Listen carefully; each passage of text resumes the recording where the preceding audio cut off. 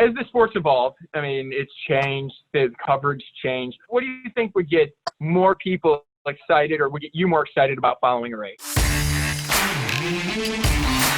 I like the concept of seeing more of the data when people are racing, so power and heart rate and the pace and that sort of thing. I think could be quite interesting if you've got, like, the commentators can then bring those elements into the race as well. I just want to know more about the athletes and their stories, and when they're racing, give us the background to the athletes. Tell us what they've done and they've gone through, not what it used to be like years ago. Tell us about the athletes that are up and coming. Tell us about their family, they're normal people, that they've got stories. Or even, I guess it's hard because there aren't really that many rivalries, or maybe not on the women's side, maybe a little bit more on the men's side, but bring those stories to life and make it characters and personalities and show that as part of the coverage, I think. You got to make the rivalries. I mean, the media's got to create the rivalries, whether they're rivalries or not. I know, that's it. Yeah, create those. Come on, we can create you versus Carol and Stefan. I know. Or you versus Jocelyn. You guys just make you guys, whether you guys are friends or not, make you guys seem like you hate each other. Yeah.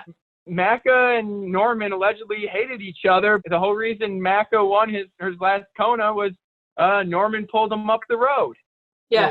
So you can create rivalries amongst friends. Well, that's the thing as well with sport, isn't it? Like, if you, in any job, like, so if you go back to the corporate world, or even in the military, you don't like everybody. You don't like all your work colleagues. Yes, you get on with them because you have to work with them, but you don't like them. But in triathlon, we're very, and I'm now going to shoot myself in the foot here, because I know what you're going to ask me next, but we're very, maybe not on the men's side, but I think on the women's side, we're so careful about, there are the men's side's the same way.